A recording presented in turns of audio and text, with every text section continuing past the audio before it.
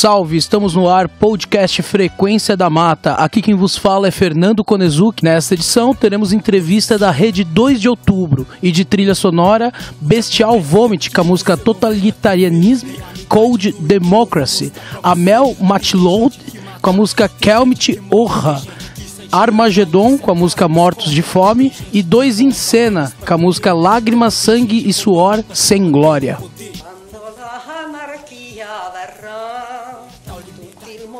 Sarà trasformato e nei governi sarà il ricordo d'infame passato, l'aborrito confin sparirà, così pure preti e soldati che nel mondo sol resterà l'ideale in cui siamo animati. E allora nel cuore, pensando all'avvenire, cesserà lo strazio di a vida é desse jeito, a gente vai levando sem oportunidade.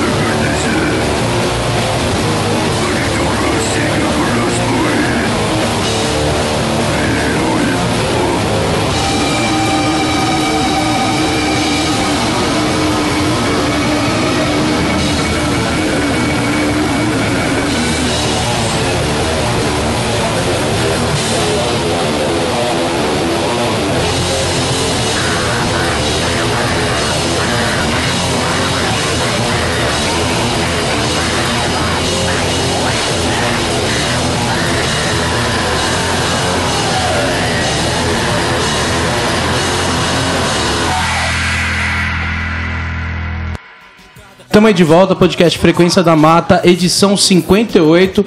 E nessa edição eu tenho o prazer aqui de receber a Ká, da Rede 2 de Outubro. Ká, muito obrigado por ter vindo aqui hoje. Oi, boa noite. A gente que agradece da Rede, porque falar sobre o sistema prisional é bastante complicado e muitos espaços não querem nem falar sobre isso, né? Então a gente agradece o espaço aí. Ká, primeiramente, como que nasce a Rede 2 de Outubro? Então, a Rede tem mais ou menos uns 2 anos, né? Ela surge quando ia completar os 19 anos do massacre do Carandiru e surge com essa proposta de resgatar o que aconteceu em 92, né? Que ficou marcado ali como os massacres do centro de detenção ali do Carandiru, que hoje é o Parque da Juventude.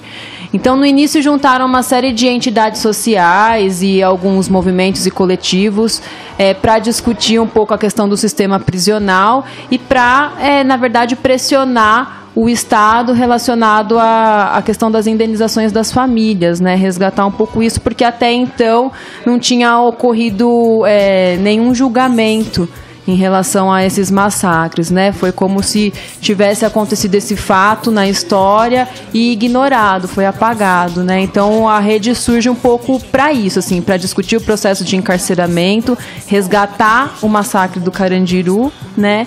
E foi continuando, né? A Rede, então, ela surge há 2 anos. Hoje a gente continua com uma outra configuração. algumas entidades sociais acabaram deixando, a gente tem um caráter mais de movimento social mesmo, né, com a composição de alguns coletivos, e a ideia é problematizar a situação do aprisionamento. E cá, quem que faz parte da rede e como que vocês se organizam? Então, hoje são pessoas, né, algumas pessoas ligadas a outros grupos sociais e movimento, mas são pessoas que têm essa sensibilidade de visualizar a questão do processo de repressão no nosso país, né? E aí a gente tem se organizado, na verdade, de duas formas, aliás, de três formas, né? De três frentes que a gente pode trazer um pouco para explicar. Então, uma das frentes é da gente articular com as associações de familiares de pessoas presas, né? Fazer com que essas associações conversem entre si sobre a questão do processo do encarceramento, porque a leitura que a gente tem é que, além da situação da pessoa presa, né, a família acaba respondendo também pela pena de prisão por conta das violências que sofre no processo de visita, né, com a revista vexatória e com todo esse acompanhamento que a família tem que dar para a pessoa que é presa, porque o Estado não dá nenhum suporte, né? Então, desde os produtos básicos ali de higiene e alimentação que o Estado não dá, quem tem que arcar com toda essa responsabilidade acaba sendo a família. Então, a família também é mais um público penalizado pelo processo do encarceramento, fora a pessoa que está presa. A outra maneira que a gente tem se organizado de atuação é de, em alguns momentos, a gente tentar uma entrada nos cárceres, né, para dialogar com as pessoas que estão presas. E aí o nosso diálogo parte da perspectiva de luta, da perspectiva classista, no sentido de contextualizar o que é o sistema penal e qual que é o objetivo real, né, da pena de prisão. Então, esse é um outro foco. E aí, a terceira frente de atuação da Rede 2 de Outubro é, de fato, colocar o dedo na ferida aí, né, da sociedade em geral e principalmente dos grupos de esquerda, porque o que a gente tem percebido é que até hoje, assim, existe um receio da esquerda em discutir a questão do cárcere, né? Então, se discute uma série de outras questões relacionadas ao processo de repressão, ou mesmo o debate sobre os presos políticos, mas ainda focado numa perspectiva que, no nosso ponto de vista, não avança e acaba tendo uma série de problemas, porque não consegue identificar que todas as pessoas são presos políticos, né? Diante do contexto penal que a gente vive. Então, a gente tem tentado se organizar dessas três formas, assim. E vamos delimitar nesse sentido político. Qual que é o direcionamento político, a posição política da Rede 2 de Outubro? Perdão.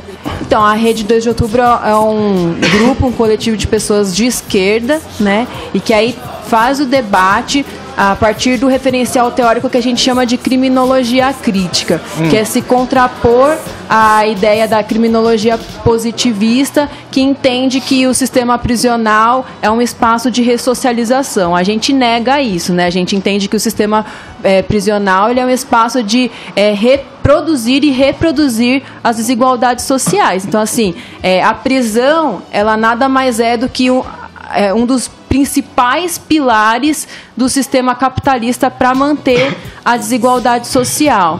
Então, a gente tem esse cuidado de olhar para a questão prisional a partir dessa dimensão total, né, de totalidade, não identificar a prisão como um espaço em que existe a possibilidade de ser um espaço humanizador, né? A gente discorda de alguns setores que faz a fala de defesa dos direitos humanos, mas faz essa fala extremamente limitada. E isso até dentro da esquerda, se a gente for pensar, não? Então, até dentro da esquerda, o que é um equívoco, é um erro a gente pensar que a prisão ela pode ser um espaço humano, né, de humanização. Pelo contrário, a prisão ela na sua essência, ela surge com a essência de ser um espaço de controle e de repressão da classe trabalhadora, né, de um segmento específico né? E que a gente vê isso hoje muito claro no sistema prisional, não só dos adultos, mas nos cárceres dos adolescentes, né? Como você sabe,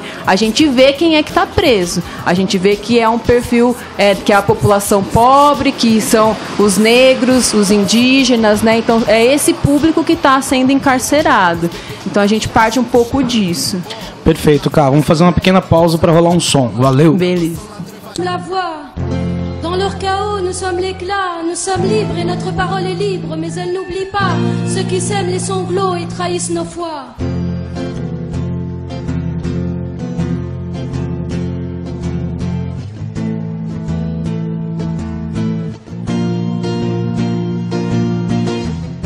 Ce soir, j'aurai besoin de toutes vos voix.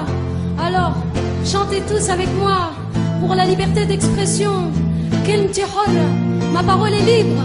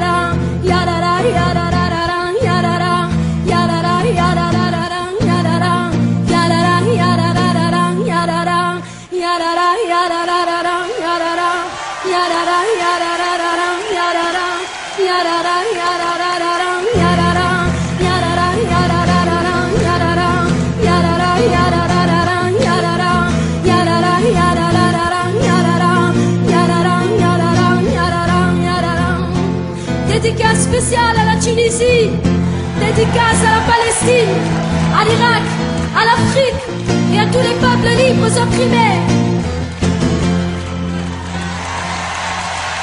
Merci. Estamos aí de volta. Cara, eu queria que você falasse mais um pouco sobre a atuação da rede referente à responsabilização do massacre do Carandiru. Tá. Então, a rede trouxe, né, retomou como pauta aí para discutir essa questão do massacre e o processo do julgamento, né? Mas quando teve o julgamento, a maneira como a rede se posicionou e em nota pública, inclusive, foi de maneira que a gente pensasse de fato o que é o Estado penal, né? A gente entende que o julgamento ele foi importante porque ele, na verdade, resgata uma história e reconta uma história, né? O que até então estava sendo dito que o massacre ocorreu porque os presos, eles que começaram o conflito com a polícia, enfim, com o julgamento a gente reconta essa história e mostra que não, né? Que não foi bem assim, que o que aconteceu foi de fato um extermínio, né? Então o julgamento ele tem um marco importante nesse sentido. No entanto, de novo, os principais mandantes não são acusados, né? O que a gente tem é um julgamento dos policiais e não do governador, né? E não dos comandantes. Então, a rede se posicionou, na verdade, num sentido provocativo de que a gente tem que responsabilizar o Estado, né? E que Estado que é esse? Que é o Estado repressor, que é o Estado autoritário, que é o Estado com o falso discurso democrático, né? Então foi nesse sentido. E não entendendo que o julgamento e que as sentenças dadas para alguns policiais, isso é uma vitória. A gente não entende que isso é uma vitória, né? A vitória é retomar a história. E a vitória só se daria de fato se a gente conseguisse acabar com esse Estado encarcerador, né? É um pouco isso. Certo. A respeito da relação da rede com os familiares de quem hoje está no sistema carcerário, como que é a atuação, como é que é o diálogo, como é que acaba tendo toda essa contextualização dentro do sistema prisional? Então, a gente esteve bastante próximo com o pessoal da rede Não Te Cales, que foi organizado que é uma das frentes de atuação da rede Extremo Sul, né, ali da região da Zona Sul. E a gente teve uma aproximação aí mais, não no sentido coletivo, mas de vivência individual, que é da Amparar, que é uma associação da Zona Leste, né? Trabalhar com as famílias, assim, fazer essa atuação junto com as famílias é bastante importante no sentido de, primeiro no sentido de acolher essas famílias, porque a família ela acaba sendo também criminalizada, acaba sendo também violentada pelo sistema prisional, né, por esse Estado repressor. Então, acolher essas famílias, receber essas angústias, né, é um pouco o papel também da rede, né, de ser o espaço de escuta, mas acima de tudo de ser o espaço em que essas famílias dialoguem entre elas e percebam qual que é o problema real que está por detrás disso tudo, né? Porque muitas vezes a família reproduz o discurso do Estado, né, no sentido de, aprontou mesmo, então tem que ser preso, tem que vivenciar isso, tem que passar por isso, né? Então a família acaba reafirmando a fala da polícia, né? Então, nesses espaços, a gente acaba conseguindo desconstruir isso, né? Essa fala autoritária, que na verdade é uma fala do senso comum, tá certo? E engajar, na verdade, potencializar aí junto com o coletivo para as lutas em defesa dos direitos humanos, entendendo que os direitos humanos têm um limite, né, na luta. A gente não acha que defender direitos humanos é o fim de tudo e vai é a pauta da revolução, a gente sabe que não é isso, mas quando a pessoa está presa, ela precisa minimamente garantir alguns direitos, que é o direito a saber do processo, né, por exemplo. Então a gente acabou atuando nesse sentido de contribuir para as famílias saberem entender um pouco da questão de processo mesmo, essa parte mais legal do direito penal, né, para conseguir correr atrás de alguns recursos da pessoa que está presa, né, porque isso precisa, mas entendendo esse direito penal como um instrumento, né, como um instrumento para dialogar sobre a questão do encarceramento em massa e mostrar que a coisa é muito maior, assim. Então é um processo bem difícil também, não é algo fácil, é algo que a gente precisa vivenciar mais e buscar outras experiências. A gente tem algumas experiências de trabalho com familiares e com pessoas egressos, né, pessoas que saíram do sistema em alguns outros países e que tem dado bastante certo no sentido de serem grupos fortes para debater a questão do cárcere, para pressionar a questão do Estado repressor, né? Do Estado que busca a solução dos conflitos sociais só por meio do encarceramento, né? Então tem alguns grupos fora do Brasil que faz essa discussão bastante avançada. Aqui dentro do país a gente tem, então, esses grupos aqui em São Paulo, que são os que eu conheço, tem alguns grupos em Minas Gerais também, de familiares, que é bem interessante, e que é um campo importante para a gente estar atuando. E qual que é o local de agrupamento desses familiares, né? Como junta todos esses familiares? É por uma cadeia específica, uma localização geográfica? Como que vocês conseguem juntar esses familiares em um local para fazer essa formação? Então, a experiência que a gente tem é localização geográfica, né?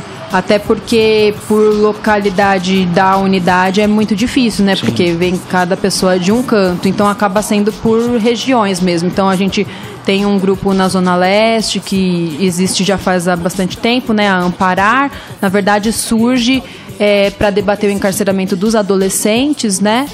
E existe até hoje, então, organizado ali na região da Zona Leste. Então a gente tem a Rede Não Te Cales, que aí está na Zona Sul, então acaba sendo mais por regiões mesmo. E em relação ao preso, ao cara a mina e o cara que estão lá detidos, como que vocês entram dentro do sistema carcerário para fazer essa atuação? Como que é o diálogo? É só o diálogo quando ele está fora, ou é por meio de outras ONGs que acaba fazendo uma ideia, uma criticidade lá dentro? Então, o cárcere, ele, na sua estrutura, né, ele é bastante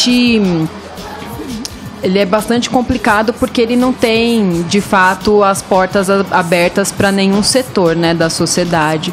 Então, a entrada no cárcere, ela não é fácil, assim, ela não é um processo muito simples. E aí a gente acaba conseguindo mediar muito com os próprios familiares, né? Então, assim, esse diálogo com a família é o que vai repercutir dentro do cárcere através das visitas, né? Então, a gente acaba tendo na família também uma pessoa que acaba compondo o grupo e aí que na visita consegue mediar esse diálogo com as pessoas presas, né? Com as pessoas mais próximas ali, e isso vai tomando outras proporções, assim, a partir da realidade de cada cárcere, né? E pensando nessa atuação, vocês já tiveram algum problema relacionado aos próprios administradores do meio carcerário ou com policial, alguma coisa do gênero? Não, a gente nunca teve esse problema, até porque a gente acaba não tendo essa relação, né? É mais a relação com o familiar dentro do território onde o familiar vive, né? E muitas vezes o familiar, ele busca a associação como um apoio por uma série de situações que a pessoa passa, enfim, e busca algumas orientações e tal. Então a gente acaba não tendo muito esse contato mesmo, é mais a família, assim, né? E a família, até então a gente não teve nenhum registro de problemas, porque na verdade a família vai para fazer a visita, né? O que já é normal, assim, é o procedimento normal. Perfeito, cara. Vamos ficar com mais uma pausa, com mais um som aí. Valeu!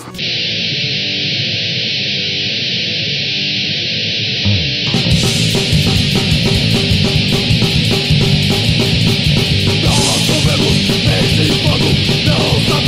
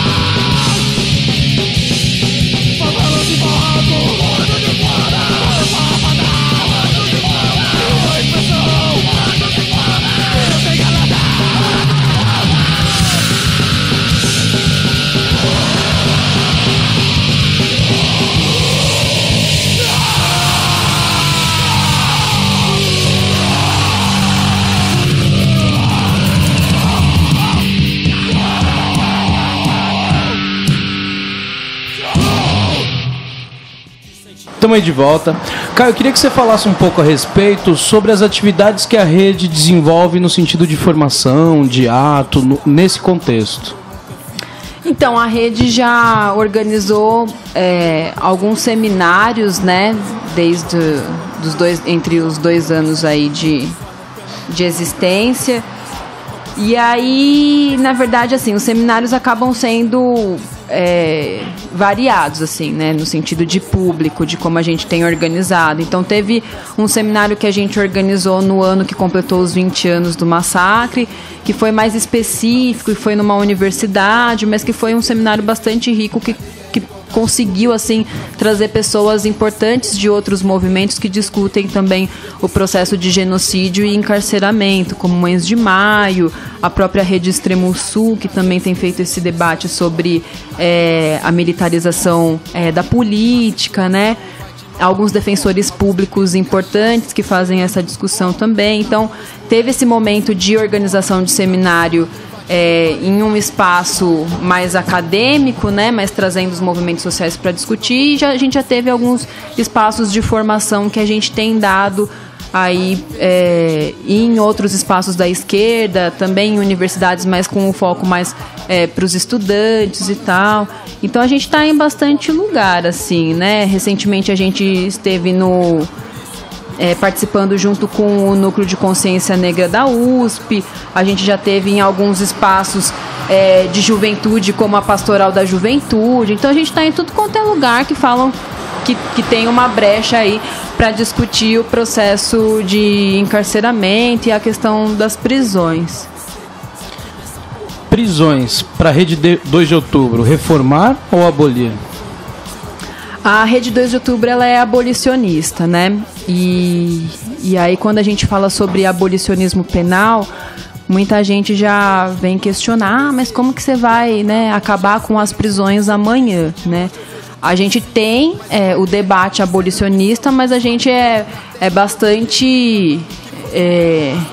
a gente compreende muito que não vai ser amanhã, né? E que a gente precisa pensar estrategicamente o que isso significa, né?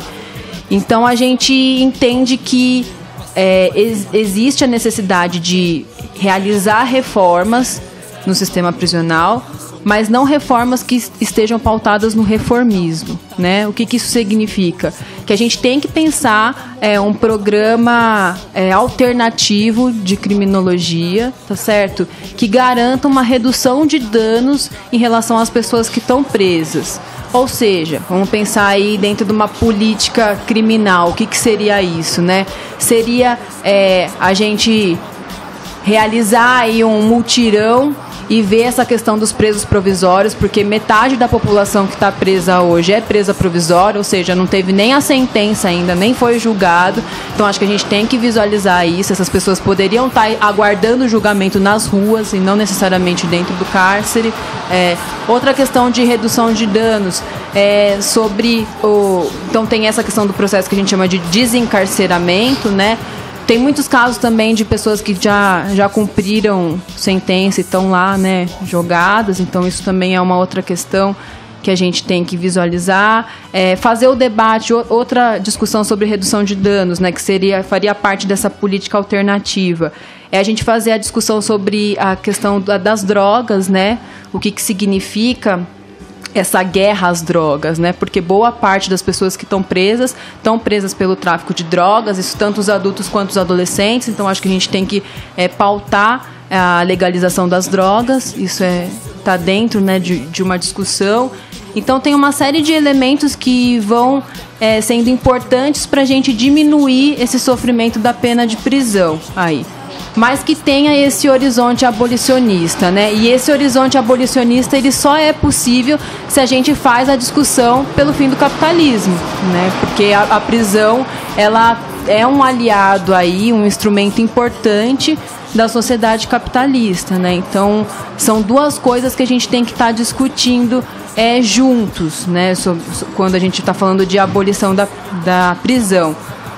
Só para acrescentar também outros elementos importantes que a gente insere nesse debate sobre redução de danos e que a gente tem que dialogar bastante, que tem tudo a ver com a questão do sistema prisional, é a questão da democratização da mídia, né? Porque, na verdade, ideologicamente, a mídia é o que respalda essa sensação de insegurança e que clama esse desejo por mais polícia na rua, né, por mais repressão. Então a gente tem que discutir um pouco essa questão dos meios de comunicação, né? Enfim, tem uma série de questões. Outra questão que a gente tem que discutir também, aliado com o debate do sistema prisional, é a questão do racismo, né, a questão étnica racial, né, entender o que significa isso no Brasil. Outra pauta é a própria desmilitarização da polícia, né? Então tem uma série de elementos que a gente precisa ir pautando e precisa ir entendendo, que são formas, que são estratégias de luta para reduzir o que o sistema prisional tem feito com a população, né? Mas sempre com esse norte de fim da prisão. Perfeito. O ano que vem a gente tem Copa do Mundo e todo mundo está esperando muita coisa para o ano que vem no sentido policial, de atuação do Estado em geral. A Rede 2 de Outubro, diante de todo esse contexto, está pensando em alguma coisa? Tem alguma movimentação? O que vocês esperam de 2014? 2014 é um ano bastante preocupante, né? A gente tende a fazer aí uma leitura de que as coisas vão agravar no sentido do processo de repressão do Estado, né, contra a população pobre. Então, acho que por isso que, mais do que nunca, é importante a gente discutir a questão do encarceramento e discutir a questão da desmilitarização da polícia. Então, é um pouco isso que a rede tem tentado fazer, né, provocar essas discussões, porque a gente já está sentindo esse endurecimento das penas, né? A gente viu aí nas manifestações de junho o que significou, né, esse recrudescimento da prática policial, no sentido até de começar a serem criados uma série de projetos de lei que visualiza o aumento da pena de prisão e enquadramento da pena de determinados atos de manifestação como crime organizado, né? Então isso já representa muito o que vem por aí, né?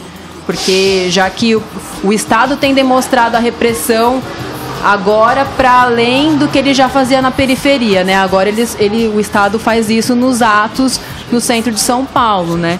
Então isso já responde bastante o que vem por aí. Eu acho que por isso que mais do que nunca é importante a gente estar discutindo essas questões com seriedade, né? E pautando questões específicas para que a gente avance na discussão, né? E pautar questões específicas significa entender o contexto histórico que a gente vive e entender para onde que a gente quer caminhar, né? Perfeito. Ká, queria te agradecer muito por ter vindo aqui hoje. É um prazer receber a Rede 2 de Outubro aqui. Mas antes, o microfone é teu. Fale o que quiser. Muito obrigado, Ká. Eu não sei. Não, eu queria agradecer, né, porque assim, a gente tem aos poucos conquistando espaços de debate na própria esquerda sobre a questão do encarceramento, né?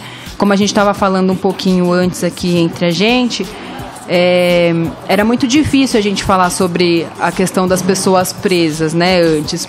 Era como se falar sobre isso, a gente está, na verdade, lutando por pessoas que têm má índole, né? Então, na própria esquerda, a gente sustentava essa dicotomia de bem e mal, né? A gente sustentava essa moral cristã dentro da própria esquerda, né? E, aos poucos, a gente tem conseguido romper com isso, né? E isso é bastante importante, porque aí a gente retoma um debate de maneira mais qualificada, entendendo que a violência real é a violência do Estado, né? Que a prática do furto, a prática do roubo são práticas contra a propriedade privada, né? Que as pessoas cometem por questões objetivas, porque muitas vezes elas precisam sobreviver, né? Mas que a violência real, o crime real, é o que o Estado tem feito historicamente, né? Então, acho que esse é o momento da gente desmistificar e discutir o que é crime, né? Será que o que é crime é o furto, é o roubo, é o tráfico? Ou será que o que é crime são essas essas cenas de violência que a gente vê cotidianamente que o Estado tem cometido, né? Não o que os bancos fazem, né? Que é coisa mais criminosa do que a existência do próprio banco, né? Então acho que agora a gente tem conseguido aprofundar um pouco essas questões, então é isso, assim, a gente tem que mais que aprofundar mesmo e abrir mais espaço para falar sobre isso. Perfeito, vamos ficar com mais um som aí então, valeu!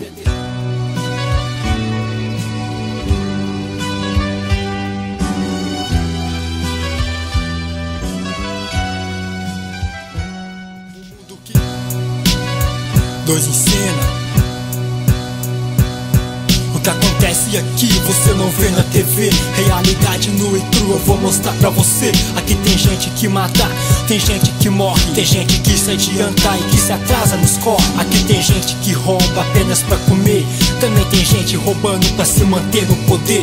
Onde está a igualdade que eu nunca vi? Cadê a tal liberdade que nunca existiu aqui? Eu não gosto do governo, não confio no presidente. Progresso pra burguesia e ordem pra nossa gente. Muitos olham pra mim, falam que sou pessimista. Não conseguem entender que eu sou só realista, um anarquista. Desiludido com o mundo, pra sociedade só mais um vagabundo. Mas a saga continua e eu não posso parar. Minha luta continua e eu não vou parar. Cadê o mundo bom que prometeram pra você? A vida não é igual, você vê na TV. Cadê a igualdade que prometeram pra você? Se aqui nessa porra muitos nem têm o que comer. A vida é desse jeito, a gente vai levando. Sem oportunidade vejo o crime aumentando. Pesares e prazeres presentes nessa história. Lágrimas, sangue, suor sem glória. A situação vai de mal a pior. Alguns bebendo cachaça, outros cheirando pó. Na rua os moleque com saco de cola. Na mansão ladrão invadindo pra levar as joias. Todos eles com futuro premeditado. Coitado, se não for tranca com certeza é caixão lacrado. Eu não queria que fosse assim, mas infelizmente é uma história sem fim. Felicidade mesmo, só otário sem moral. No apartamento de luxo vendo o balanço geral. A desgraça do pobre pra ele é boa notícia. Ele quer favelado morto pela polícia e quer saber o motivo dessa situação. Só somos cidadãos no dia da eleição. No caos total vive o povo sem assistência. E na sequência, grito de assalto é a consequência. Cadê o mundo bom que prometeram pra você? A vida não é igual, você vê na TV. Cadê a igualdade que prometeram pra você? Se aqui nessa porra muitos nem têm o que comer. A vida é desse jeito, a gente vai levando. Sem oportunidade vejo o crime aumentando. Pesares e prazeres presentes nessa história. Lágrimas, sangue, suor sem glória. O mundo que eu vejo, irmão, e não desejo, leva pra longe a esperança de um sorriso. De longe eu vejo tudo cinza, mais uma guerra, miséria, ambição nos quatro cantos da terra. Como eu queria, mano, que fosse um belo horizonte, mas da janela o que eu vejo é um triste horizonte. Planeta Terra corre sério risco de extinção e o ser humano é o responsável pela destruição. Por causa do dinheiro, parceiro vai vendo. Tem gente matando, tem gente morrendo. O ser humano se transforma em animal irracional quando vive escravizado pelo maldito capital. Capitalismo, consumismo, egoísmo, ambição. Ditadura da moda imposta pela televisão. Você vale o que tem, se não tem não é nada. Carro do ano, roupa de grife, rolê com as putas na noitada. É madrugada, mas uma mãe chora sob o caixão. No sepulcro do filho que a morte levou sem compaixão. Vivia perambulando como alma penada. Nas vielas escuras, só mais um vulto na madrugada. Conselhos não ouvia, se acabava na farinha. Sentia como comprar, até na manga ele batia. Procurava na química por uma solução pro seu problema maior, carência emocional. Cadê o mundo bom que prometeram pra você? A vida não é igual, você vê na TV. Cadê a igualdade que prometeram pra você? Se aqui nessa porra muitos nem têm o que comer. A vida é desse jeito, a gente vai levando. Sem oportunidade vejo o crime aumentando. Pesares e prazeres presentes nessa história. Lágrimas, sangue, suor sem glória.